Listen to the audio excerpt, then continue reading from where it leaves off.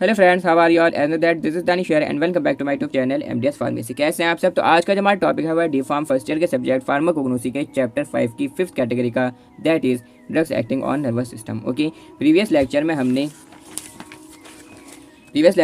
जो आपकी 4th category थी एस्ट्रिंजेंट्स, उसको हमने कवर अप कर लिया था। आज का हमारा 5th लेक्चर है जिसमें हम आपकी 5th कैटेगरी को, that is drugs acting on nervous system, इसको हम कवर अप कर लेंगे। और इसमें जितने ड्रग्स हैं, hyoscyamus, belladonna, ephedra, opium, tea leaves, coffee seeds, Coca, ठीक है, इन ड्रग्स को भी आज के इस पर्टिकुलर लेक्चर में हम कवर अप कर लेंगे। ओके, तो सबसे पहले देखिए हम ये समझते हैं कि नर्वस सिस्टम क्या है।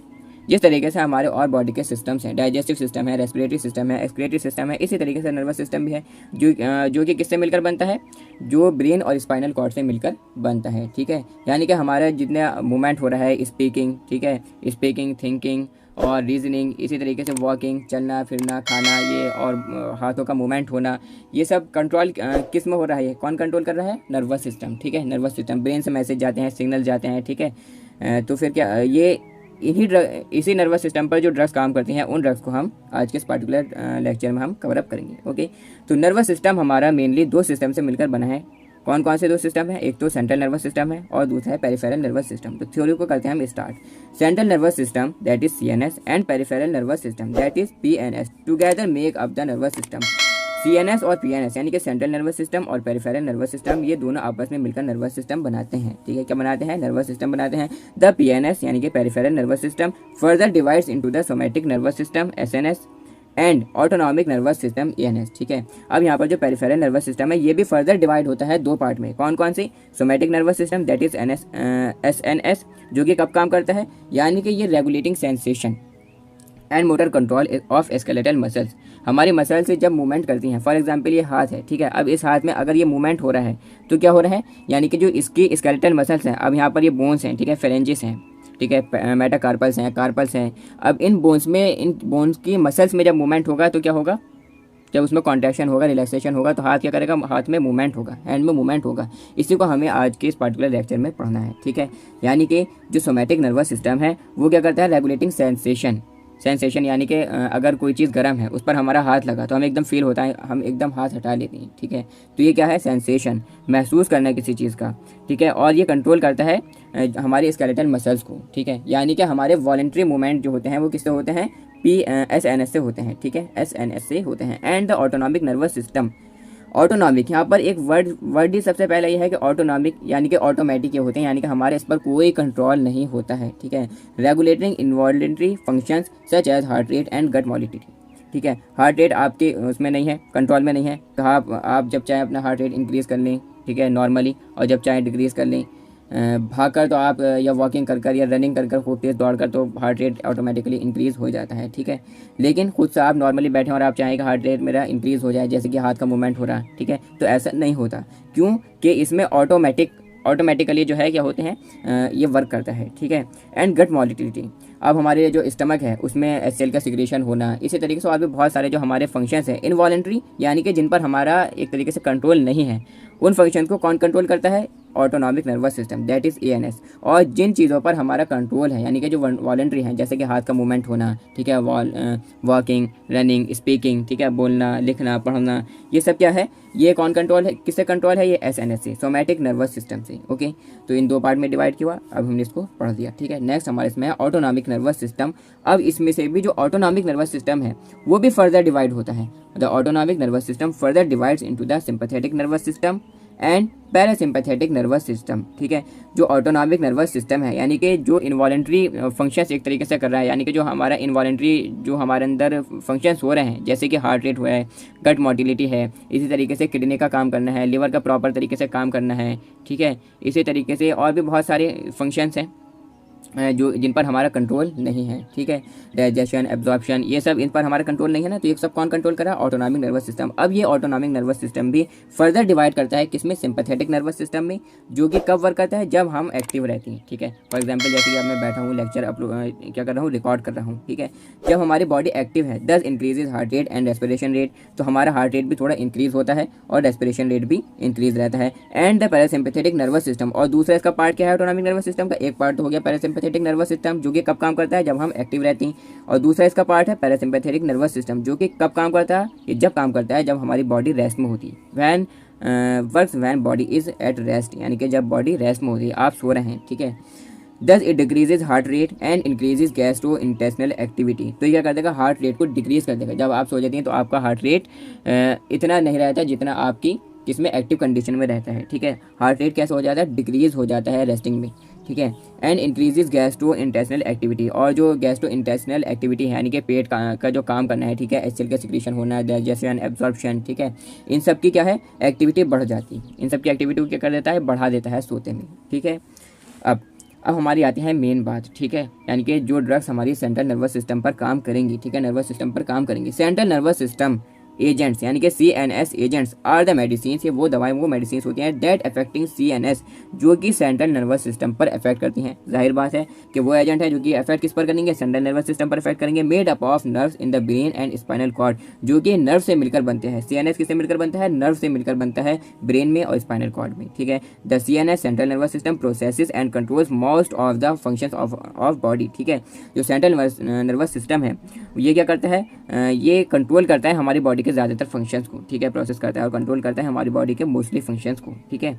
Central nervous system is affected by various drugs, ठीक है, कुछ ऐसे ड्रग्स हैं जो इससे अफेक्ट होती हैं, जैसे कि CNS एनेस्थेटिक्स। CNS एनेस्थेटिक्स आप समझते हैं यानी कि बेहोशी की दवा, ठीक है, इसके तौर पर इसका यूज़ किया जाता है। एंटी कन्वर्जेंट्स यानी कि कन्वर्जन बोलते हैं दौरा पड़ना, क्या पड़ना, दौरा पड़ना, ठीक है, मिर्गी का दौरा वगैरह हो गया तो इसके इलाज में इसका यूज़ किया जाता है, ठीक है, मतलब ये इसमें आ जाएंगे, ठीक है। एंटीमेटिक यानी कि उल्टी के इलाज के लिए, इसके वॉमिटिंग नोजिया की ट्रीटमेंट के लिए इसका यूज़ किया जाता है एंटीमेटिक्स का, जो कि मेनली मोशन सिकनेस की वजह से होती है। मोशन सिकनेस आप समझते हैं यानी कि आप किसी व्हीकल में ट्रैवल कर रहे हैं, आप किसी बस में हैं या कार में हैं या एरोप्लेन में हैं, तो वहाँ पर बहुत से लोगों का दिल मचलाता है। बसों में भी आपने अगर अक्सर देखा होगा कि लोगों का दिल मचलाता है और उल्टी भी हो जाती है, उनका जो है जी मचलाता है, ठीक है। तो इसके लिए जो ड्रग्स दी जाती हैं उसको हम बोलते हैं एंटीमेटिक, ताकि कि वॉमिटिंग ना हो, उल्टी ना हो और जी ना मचलाए, ठीक है, उसके लिए एंटीमेटिक वर्ड हम यूज़ करते हैं, ठीक है, antiemetic drugs. Anti Parkinson agents, Parkinson disease है, ठीक है, ट्रिमर, हाथ का ऐसे हिलना खुद ब खुद, ठीक है, एंटी पार्किंसन, ठीक है। तो पार्किंसन डिजीज़ के ट्रीटमेंट के लिए जो ड्रग्स यूज़ की जाती हैं उन्हें हम एंटी पार्किंसन एजेंट्स कहते हैं, ठीक है। नेक्स्ट हमारा है CNS स्टिमुलेंट्स, यानी कि जो कि सेंट्रल नर्वस सिस्टम को क्या कर दी, स्टिमुलेट कर दी, ठीक है। Alertness, attention, energy, physical activity को क्या कर दे, इंक्रीज़ कर दे, आपको थोड़ा एक्टिव कर दे, ठीक है। मसल रिलैक्सेंट्स यानी कि मसल्स में जो टेंशन को रिड्यूस कर देते हैं, स्टिफनेस और पेन को, मसल स्पाज्म, ऐठन वगैरह हो जाती है, ठीक है, उसको क्या कर देती हैं, ये रिड्यूस कर देती हैं। मसल्स में ऐठन हो गई, जकड़न हो गई, उसको रिड्यूस करने के लिए, ठीक है, स्टिफनेस को और पेन को जो कि जकड़न से होता है, ठीक है, मसल स्पाज्म से होता है, उसको कम करने के लिए जो ड्रग्स दी जाती हैं उनको कहते हैं मसल रिलैक्सेंट्स। नेक्स्ट हमारी इसमें है नार्कोटिक एनाल्जेसिक्स पेन रिलीवर्स हैं, दर्द से राहत पाने के लिए। नॉन नार्कोटिक एनाल्जेसिक्स, अब नॉन नार्कोटिक एनाल्जेसिक्स किसके लिए यूज़ किए जाते हैं, मेनली किस चीज़ के लिए, स्केलेटल पेन के लिए, स्केलेटल पेन से राहत पाने के लिए, जो कि कब होता है, अर्थराइटिस की वजह से, ठीक है। गठिया तो शायद गाउट को कहती हैं, नहीं, अर्थराइटिस गाउट को कहती हैं, ठीक है, अर्थराइटिस यानी कि गठिया, ओके। तो उसके लिए उसके ट्रीटमेंट में, ठीक है, उसके दर्द से राहत पाने के लिए, जो कि मसल और जो है इसमें जो ड्रग्स मेनली हैं वो एस्प्रिन और पैरासीटामोल, ठीक है, PCM, ये मोस्ट कॉमनली ड्रग्स हैं इस केस में, नॉन नार्कोटिक एनाल्जेसिक्स में। अभी थोड़ा सारे इसमें फार्माकोलॉजी का भी ऐड हो रहा है, जैसे कि CNS stimulants, narcotic analgesics, antiemetic, anti convulsants, CNS anaesthetics, anti Parkinson, muscle relaxants, ये सब आप किस में पढ़ने वाले हैं, फार्माकोलॉजी में पढ़ने वाले हैं, तो मैं इतना डिटेल में इसको लेकर नहीं जाऊँगा। फिलहाल आप ये समझिए नॉन नार्कोटिक एनाल्जेसिक्स, ठीक है, तो ये जो है इससे अफेक्टेड होता है सेंट्रल नर्वस सिस्टम, ओके। अब हमारे यहाँ से स्टार्ट होती हैं ड्रग्स, ठीक है। सबसे फर्स्ट हमारे इसमें ड्रग है हायोसाइमस। इसका जो बायोलॉजिकल सोर्स है वो क्या है, it consist of the dried leaves, सूखी पत्ती, किस प्लांट की, हायोसाइमस नाइगर लिंक, ये इसका क्या है, इसका बायोलॉजिकल सोर्स है। Family Solanaceae, belonging to the family, इसकी जो फैमिली है वो क्या है, सोलेनेसी इसकी फैमिली है। नेक्स्ट हमारे इसमें है केमिकल कॉन्स्टिट्यूएंट्स, ओके। तो केमिकल कॉन्स्टिट्यूएंट्स में हायोसाइमस कंटेन्स ट्रोपियन एल्कलाइड्स कंटेन करते हैं। The chief constituents of drug, जो चीफ कॉन्स्टिट्यूएंट्स है ड्रग्स के वो क्या है, हायोसाइमिन, हायोसिन, एट्रोपाइन, कुछ के ग्रीन, और जो अदर कॉन्स्टिट्यूएंट्स हैं वो है कॉलिन, एस्कॉर्बिक एसिड, ट्रोपाइन, ठीक है, एंड अदर एमिनो एसिड्स, और कुछ एमिनो एसिड्स होते हैं जैसे कि alanine, glycine, glutamic acid and aspartic acid. ये क्या है, इसके केमिकल कॉन्स्टिट्यूएंट्स हैं। केमिकल कॉन्स्टिट्यूएंट्स रिस्पॉन्सिबल होते हैं फार्माकोलॉजिकल एक्शन प्रोड्यूस करने के लिए। ओके, नेक्स्ट हमारी इसमें आती है थेरेपेटिक एफिकेसी। इसका यूज़ क्या है? The drug is and its constituents are use at mydriatics. ठीक है, ड्रग्स और इसके जो कॉन्स्टिट्यूएंट्स हैं वो यूज़ होते हैं माइड्रेटिक्स के तौर पर। माइड्रेटिक्स आप समझते हैं, यानी कि जो कि क्या कर देते हैं, डायलेट कर देते हैं, प्यूपिल को क्या कर देते हैं, डायलेट कर देते हैं। प्यूपिल आप समझते हैं, मैं आपको थोड़ा सारा डायग्राम बनाकर दिखा देता हूँ प्यूपिल क्या चीज़ होती है। ठीक है, फॉर एग्जांपल ये आपकी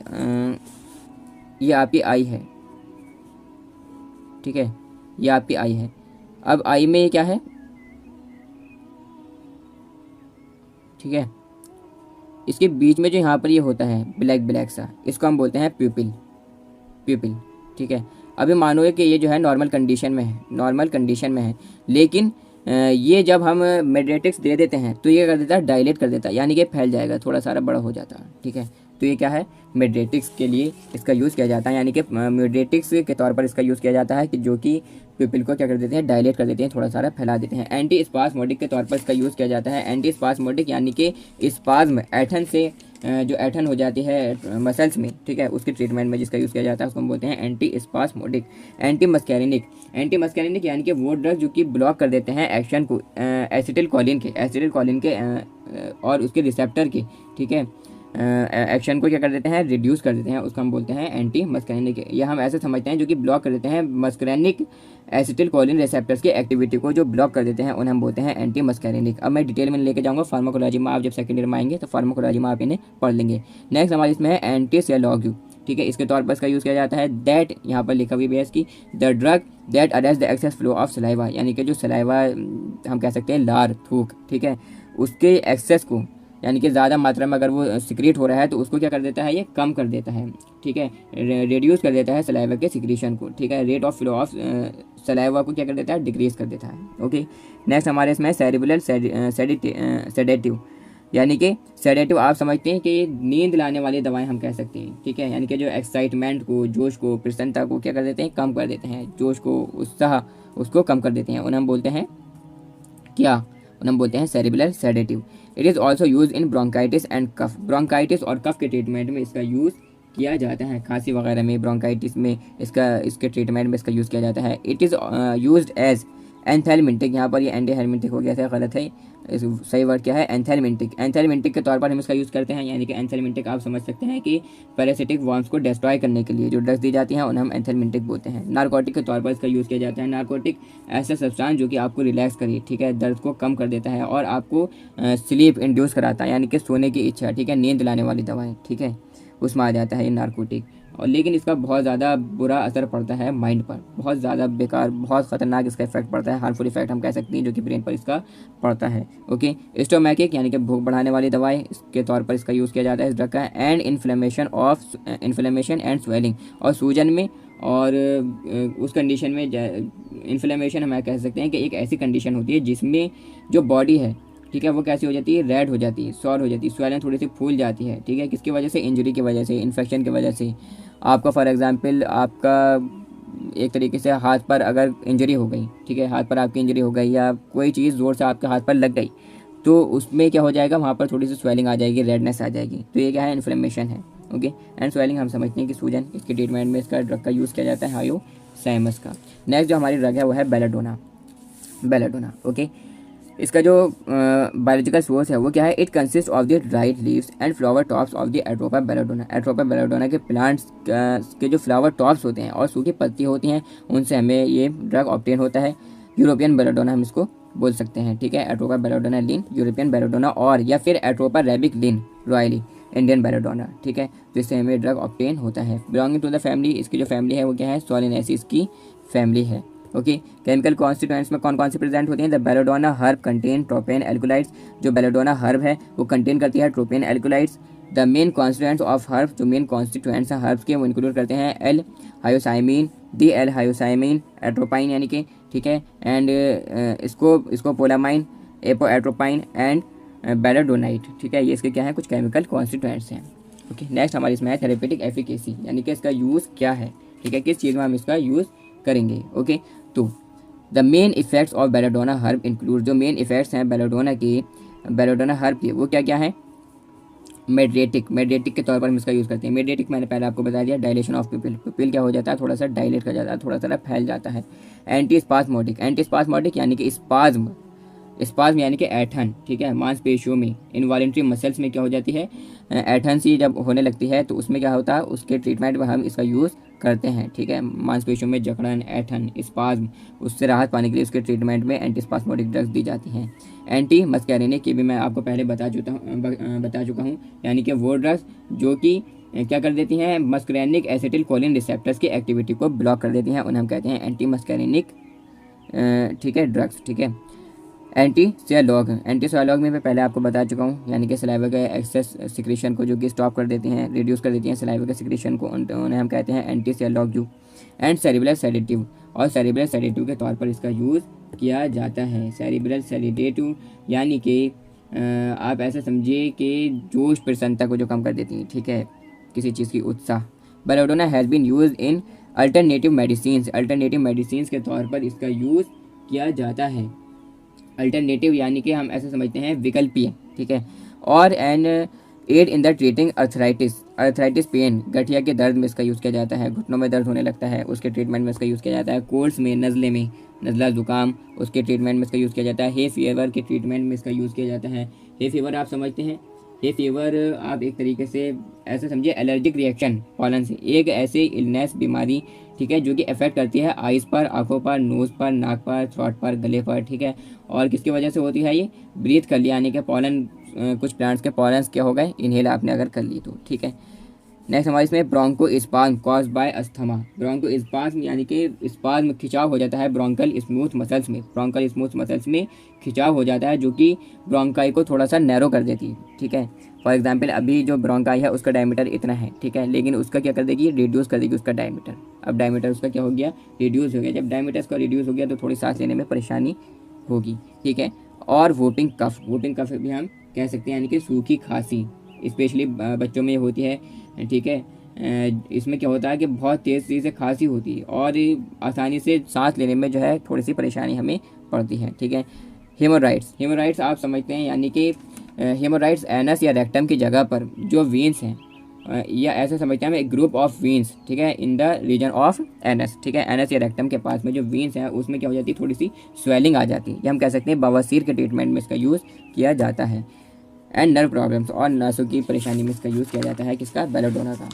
तो ये काफ़ी ज़्यादा डिटेल में ये चैप्टर तो मैं नहीं कराऊंगा, क्योंकि इसमें अब जैसे कि ब्रोंको डायलेटर है, ठीक है, या वोपिंग कफ है, ब्रोंकाइटिस है, ये सब आपके किस में आ जाएंगे, पेरिफेरल कॉन्ट्रैक्शन है, ये बहुत सारी चीज़ें हैं। और इसी तरीके से यहाँ पर बहुत सारे वर्ड पहले आए कि एंटी मस्कुलिनिक, एंटी स्पास्मोडिक, ये सब आप फार्माकोलॉजी में पढ़ेंगे। तो फिलहाल अभी आप इतना समझिए कि ये होते क्या है, ओके। नेक्स्ट जो हमारे इसमें ड्रग है वो है इफेड्रा का बायोलॉजिकल सोर्स क्या है। Ephedra consist of the dried young stem, सूखी यंग स्टेम एकदम, किसकी, कौन सी स्पीशीज़ की, इफेड्रा की। जिस प्लांट कौन सा है, इफेड्रा ग्रैंडियाना प्लांट की हमें किससे मिलता है, सूखी यंग स्टेम से मिलता है, ठीक है। ये plant belong to the family Ephedraceae इसकी फैमिली है। केमिकल कॉन्स्टिट्यूएंट्स में कौन कौन से प्रेजेंट होते हैं, प्रिंसिपली इफेड्रा कंटेन करते हैं अमीनो एल्कोलाइड्स। जो मेन कॉन्स्टिट्यूएंट्स हैं इसके इफेड्रा के वो क्या है, इफेड्रीन है, नॉन इफेड्रीन है, एंड मिथाइल इफेड्रीन है, स्यूडो इफेड्रीन है, एंड नॉन स्यूडो इफेड्रीन है, ठीक है। इसके क्या है, कुछ केमिकल कॉन्स्टिट्यूएंट्स हैं। अब आते हैं इसकी थेरेपेटिक एफिकेसी, क्या क्या इसके यूज़ है। Ephedra is used as a Bronco dilator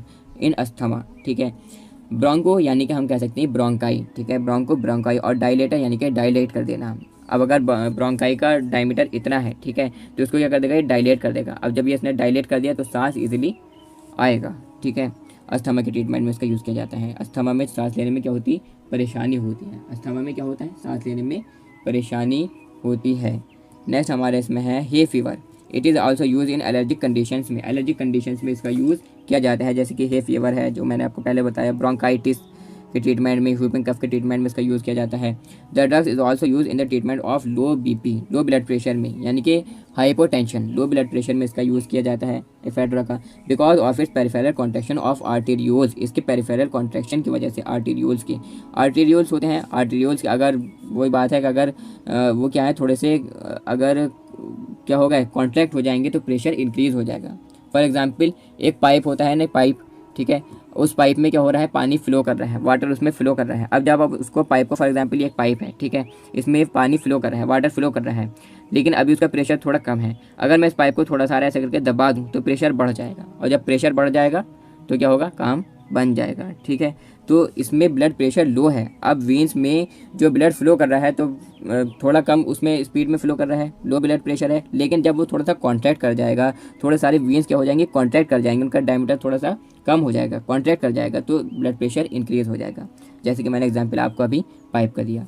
ephedra shows sympathomimetic activity, ephedra जो है शो करता है सिम्पैथोमिमेटिक एक्टिविटी। अब सिम्पैथोमिमेटिक एक्टिविटी क्या होती है, आप पढ़ना फार्माकोलॉजी में, ओके। वैसे मैं आपको बता दूं, वो ड्रग जो कि एक्सर्ट करते हैं एक एक्शन, ठीक है, सिमिलर टू एक्शन से किसके, जो कि प्रोड्यूस हो रहे हैं स्टिमुलेशन से सिंपैथेटिक नर्वस सिस्टम के, उन्हें हम कहते हैं सिम्पैथोमिमेटिक, ठीक है।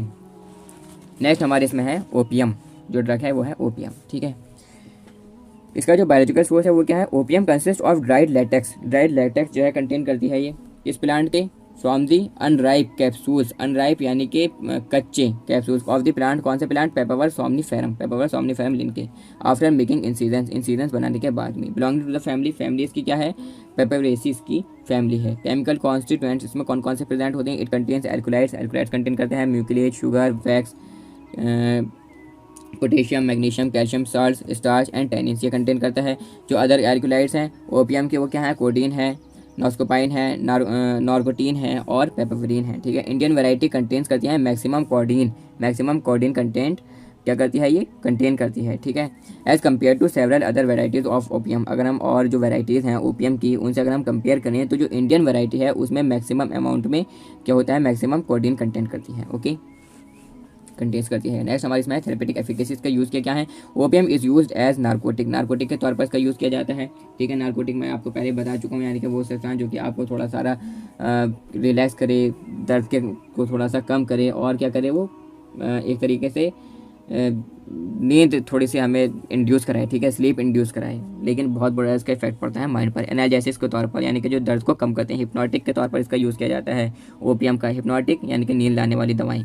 The active constituent of opium like morphine is responsible for its action, जो एक्टिव कॉन्स्टिट्यूएंट्स हैं ओपियम के जैसे कि मॉर्फिन है, ठीक है, वो रेस्पॉन्सिबल होते हैं इसके एक्शन के लिए। Its act as sensory nerve cell of cerebrum, और सेरिब्रम की सेंसरी नर्व सेल के तौर पर ये काम करते हैं, ठीक है, क्या, ओपियम। नेक्स्ट जो हमारी ड्रग है वो है टी लीव्स, यानी कि चाय पत्ती, ठीक है। तो चाय की पत्ती का यूज़ तो अक्सर सबको पता ही होगा कि चाय बना के पीते हैं हम इससे, ओके, तो ये लिख देना आप एग्जाम में।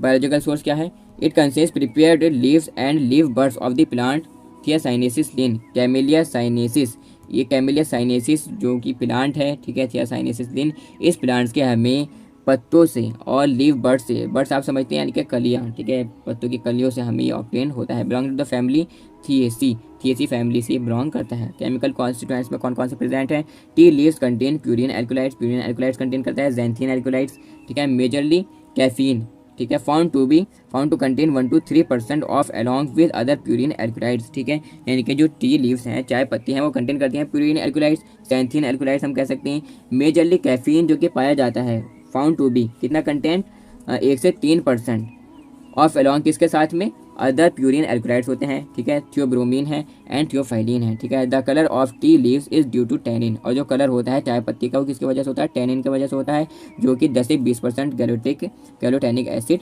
होती है, ठीक है। Mainly gallotannin and epigallotannin, epicatechin and catechin along with other phenolic acids, ठीक है। ये कुछ केमिकल कॉन्स्टेंट्स हैं जो कि आपको याद करने बहुत ज़्यादा ज़रूरी हैं, ठीक है। इसके साथ साथ में कुछ अदर फिनोलिक एसिड्स इसमें आ जाते हैं। टी लीव्स ऑल्सो कंटेन करती है प्रोटीन, वैक्स, रेजिन्स और एश, ठीक है, ये कंटेंट करती है। तो ये हुआ इसके केमिकल कॉन्स्टिट्यूएंट्स। नेक्स्ट हमारी इसमें थेरेपेटिक एफिकेसी, इसका यूज़ क्या है, it is used as CNS stimulant, central nervous system को जो कि स्टिमुलेंट करते हैं उसके तौर पर इसका यूज़ किया जाता है। एस्ट्रिंजेंट, एस्ट्रिंजेंट आप समझते हैं, यानी कि कट अगर कहीं पर लग गया है तो ब्लीडिंग को स्टॉप करने के लिए जो ड्रग्स दी जाती हैं उन्हें हम एस्ट्रिंजेंट बोलते हैं, ठीक है। ये ऐसा समझिए आप कि ये क्या कर देती हैं, स्किन को थोड़ा सा टाइट कर देती हैं। अब आप अगर मैंने जो प्रीवियस लेक्चर था वो इसमें ही था, एस्ट्रिंजेंट ही था वो, ठीक है। एस्ट्रिंजेंट्स के बारे में हमने उसमें पढ़ा था कि फॉर एग्जांपल आप किसी कहाँ गए, आप सैलून पर गए, ठीक है, आप सैलून पर गए हेयर कटिंग कराने के लिए, अब आपने वहाँ पर देखा होगा कि वो शेविंग करने के बाद में फिटकरी लगाते हैं। क्यों लगाते हैं? कि वो स्किन को थोड़ा सा टाइट कर देती है, और अगर कहीं पर धोखे से कट लग भी गया हो छोटा मोटा तो ब्लीडिंग क्या हो जाती है, स्टॉप हो जाती है। ठीक है, फिलहाल इसके तौर पर इसका यूज़ किया जाता है स्टिंजेंट के तौर पर। एंड ऑल्सो एज डायूरेटिक, यानी कि पेशाब लाने वाली, ठीक है, जो कि यूरिन के फॉर्मेशन को और उसकी क्या है एक्सक्रीशन को इंक्रीज करती।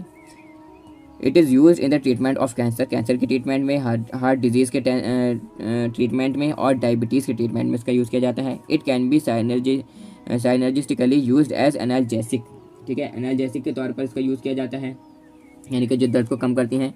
ठीक है, माइग्रेन में, माइग्रेन सर दर्द, बहुत शदीद सर दर्द, तेज सर दर्द में इसका यूज़ किया जाता है, अलॉन्ग विद एल्गोटामाइन टार्ट्रेट के साथ में। ठीक है, tea leaves also appears to have antimicrobial qualities, इसमें एंटी माइक्रोबियल क्वालिटीज़ भी होती हैं, एंटी माइक्रोबियल प्रॉपर्टीज़ भी होती हैं कि क्या करती हैं, ये माइक्रो ऑर्गेनिज्म को किल करने के लिए यूज़ की जाती हैं। नेक्स्ट जो हमारी ड्रग है वो है कॉफ़ी सीड्स। ठीक है, कॉफ़ी तो आप पीते ही होंगे, तो इसमें भी आप ये लिख देना कि भाई दिमाग को ताज़ा रखती है। ठीक है, थोड़ी सी टेंशन क्या हो जाती है, कम हो जाती है, और थोड़ा सा सेंट्रल नर्वस सिस्टम हमारा स्टिमुलेट हो जाता है। ओके, तो इसका जो बायोलॉजिकल सोर्स है वो क्या है, these are dry ripe seeds, सूखे पके हुए बीज होते हैं, deprived of the most of the seed coat. Seed coat आप समझते हैं, यानी कि हम कह सकते हैं एक हार्ड प्रोटेक्टिव आउटर कवरिंग, ठीक है, बीज की हार्ड प्रोटेक्टिव कवरिंग।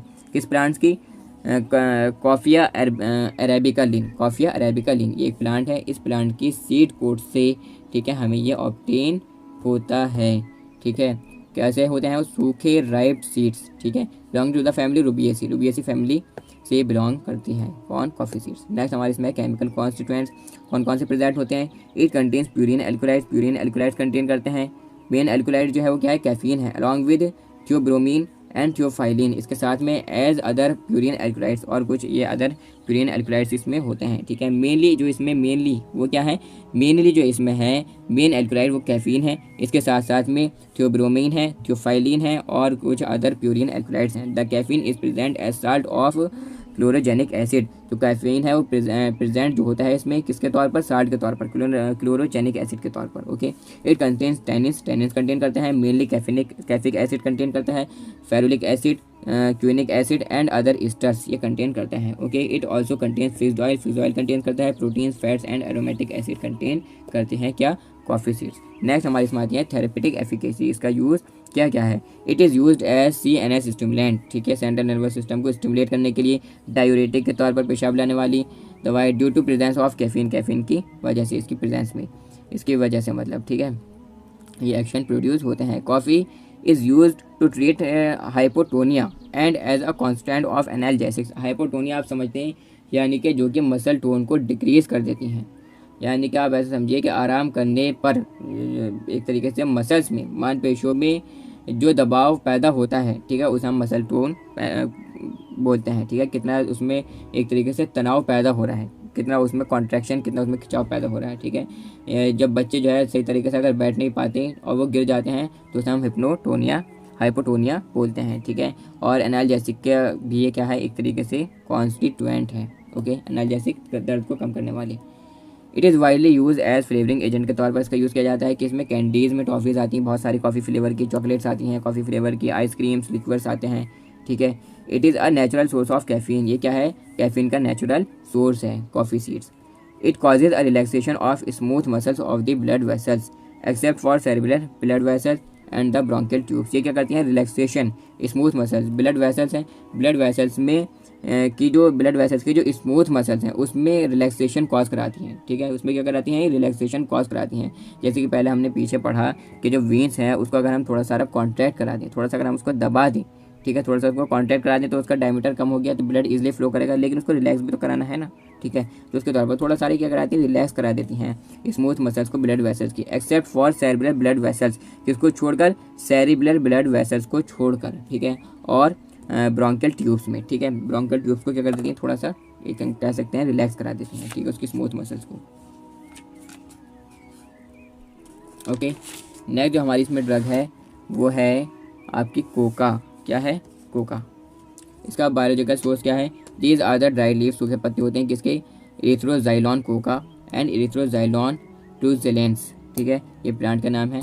याद करना ज़रूरी है। ओके, इससे हमें ये कोका जो ड्रग है ये ऑब्टेन होती है। बिलोंग टू द फैमिली, इसकी फैमिली क्या है? इरिथ्रोजाइलेसी इसकी फैमिली है। केमिकल कॉन्स्टिट्यूएंट्स इसमें जो प्रेजेंट होते हैं वो कौन कौन से? द कोका प्लांट ईल्ड्स ये क्या देता है? ट्रोपियन ड्राइव्ड एल्कोलाइड्स, जैसे कि कोकेन है, methyl benzoyl, ecgonine, cinnamyl cocaine, methyl cinnamoyl ecgonine, ठीक है, एंड अल्फा ट्रुक्साइलिन, ट्रोपोकेन और benzyl tropine, di hydroxy tropane and benzoyl ecgonine, ठीक है। काफ़ी ज़्यादा हार्ड नेम है, प्रोनाउंसिएशन में थोड़ी परेशानी इसमें आपको भी हो सकती है, ठीक है। मुझे भी थोड़ी सारी पड़ जाती है बट आपको भी पढ़ सकती है। ओके, नेक्स्ट हमारी इसमें है थेरेपेटिक एफिकेसी, ठीक है। इसका यूज़ क्या है? Cocaine is a local anaesthetic. Local anaesthetic है, लोकल आप समझते हैं यानी कि जहाँ पर लगा दिया वहीं पर ही दर्द को कम करेगा। फॉर एग्जांपल हाथ पर आपने यहाँ पर लगा दिया, यहाँ पर आपके दर्द है, ठीक है, या अंगूठे में दर्द है, यहाँ लगा दिया तो इतने ही हिस्से में क्या करेगा? दर्द को कम करेगा, ठीक है। जनरल एनेस्थेटिक देते हैं तो बॉडी में कहीं पर दर्द हो तो उसको रिड्यूस कर देता है। ओके, नेक्स्ट हमारे इसमें है it is use as a local anaesthetic. Coca leaves are use as stimulant के तौर पर इसका यूज़ किया जाता है, ठीक है, थोड़ा सा तरोताज़ा रखने के लिए, अब एक तरीके से एक्टिव रहने के लिए, ठीक है, अपना आपको एक्टिव फील रखने के लिए। रेस्टोरेटिव आप समझते हैं, रेस्टोरेटिव मजबूत कर देने वाले, ठीक है, मजबूत कर देने वाले, ठीक है, रेस्टोरेटिव के तौर पर इसका यूज़ किया जाता है। और कन्वर्जेंस के ट्रीटमेंट में इसका यूज़ किया जाता है। कन्वर्जेंस यानी कि दौरे, ठीक है, क्या कह सकते हैं हम? दौरे, ओके, उसके ट्रीटमेंट में इसका यूज़ किया जाता है, यानी कि एंटी कन्वर्जेंट्स हम यहाँ पर लिख सकते हैं। Cocaine reduces the sedative and respiratory depressant effects of morphine and allied drugs due to CNS stimulant properties। CNS stimulant properties की वजह से कोकेन रिड्यूस कर देता है सेडेटिव और रेस्पिरेटरी डिप्रेसेंट्स इफेक्ट्स के, किसके? मॉर्फिन के और एलाइड ड्रग्स के, ठीक है। कुछ एलाइड मॉर्फिन है, कुछ एलाइड ड्रग्स हैं, उसके जो सेडेटिव और रेस्पिरेटरी डिप्रेसेंट इफेक्ट्स हैं उसको क्या कर देगा? रिड्यूस कर देते हैं। These uses are limited to ophthalmic surgery. Ophthalmic surgery में एक जो है लिमिटेड इसके यूजेज हैं, ठीक है, जैसे कि सर्जरी है ईयर की, कान की, नाक की, थ्रोट की, गले की, ठीक है। तो काफ़ी ज़्यादा ये थोड़ा बहुत वैसा चैप्टर था, drugs acting on nervous system. काफ़ी ज़्यादा इसमें बहुत अजीब अजीब से वर्ड्स भी हैं जो कि आपको भी थोड़े से नागवार लग रहे होंगे, बट जब आप फार्माकोलॉजी पढ़ेंगे तो ये आपको अच्छे लगने लगेंगे, क्योंकि आपको यही पढ़ना है फार्माकोलॉजी में। सेडेटिव्स क्या होते हैं, हिप्नोटिक्स क्या होते हैं, ब्रोंकोडायलेटर्स क्या होते हैं, ठीक है, कौन कौन से ड्रग्स इसमें आ जाती हैं, non steroidal anti inflammatory drugs, ठीक है, ये आपको पढ़ना है। इसी तरीके से आपको बहुत सारी सभी ड्रग्स आपको फ़िलहाल वहाँ पर पढ़नी है, ठीक है। तो आज के लिए बस इतना ही। नेक्स्ट जो हमारा लेक्चर होगा उसमें हम एंटी हाइपरटेंसिव को कवर अप कर लेंगे, ठीक है।